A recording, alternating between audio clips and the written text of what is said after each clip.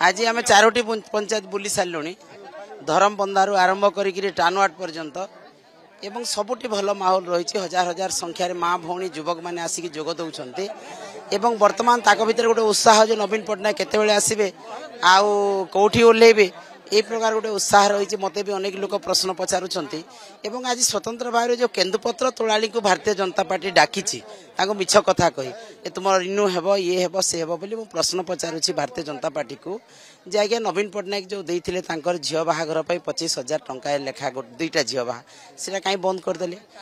जो छता कंबल जोता कथा जोटा मिलूला मार्च मास भितर सेटा कहीं मिलनी एपर्यंत